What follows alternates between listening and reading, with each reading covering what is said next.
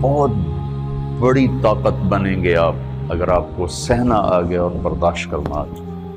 چونکہ جب آپ برداشت کرتے ہیں نا تو اندر میں ایک طاقت پیدا ہوتی ہے.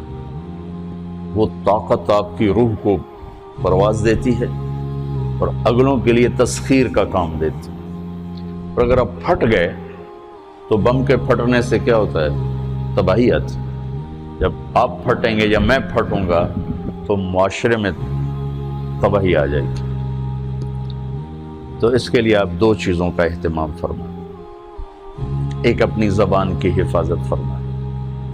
آپ اس 400 کے معاشرے میں کوئی غیبت کرنے والا نہ ہو، کوئی جھوٹ بولنے والا نہ ہو، کوئی کسی کو طنز کرنے والا نہ ہو، تانا دینے والا نہ ہو.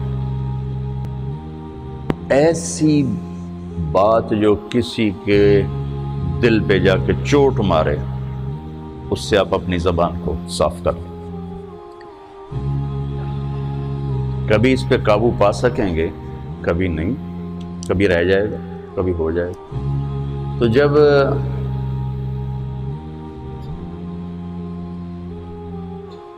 ہاتھ سے نکل جائے بات تو پھر اللہ نے ہمارے لیے توبہ کا دروازہ رکھا ہے.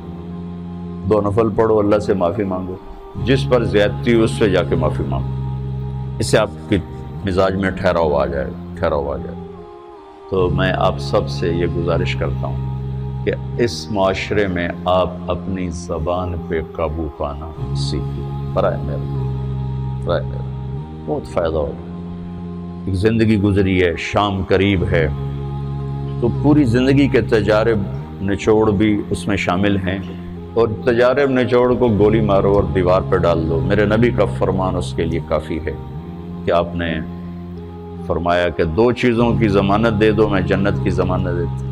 ایک تمہارے جو 2 جبڑوں کے درمیان ہے، ایک تمہاری 2 ٹانگوں کے درمیان ہے، اسے پاک کر لو، میں جنت کا ضامن بن جاتا ہوں. اور معاذ بن جبل سے فرمایا کہ تمہیں پورے دین کا نچوڑ بتاؤں. کہ جی کیا؟ تو آپ نے اس حدیث کو میں نے پتہ نہیں ہزاروں لاکھوں دفعہ بیان کر دیا ہے اور ہر دفعہ بیان کیا ہے کہ اچھا یہ ایسے کر کے کیوں فرمایا؟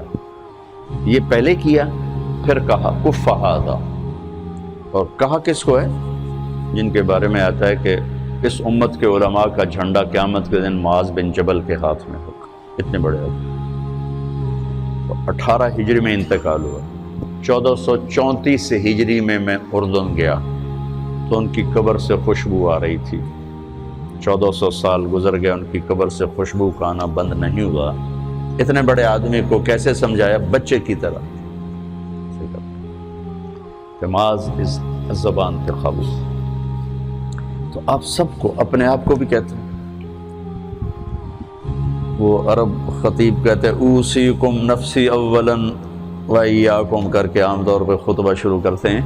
تو میں بھی اپنے ذات سے شروع کر کے آپ سے یہ عرض کرتا ہوں بچوں کہ اپنی زبان پہ قابو پانا سیکھو. یہاں اس کی مشق کر لو. یہ چھوٹا سا میدان ہے، چھوٹا ایک تالاب میں ہے. آپ تالاب، یہاں سے نکل کر آپ ایک سمندر میں کودیں گے جہاں کہ رشتوں کی فہرست ہوگی، تعلقات کی فہرست ہوگی، ناگواریوں کے خوفناک خاردار کانٹے ہوں گے.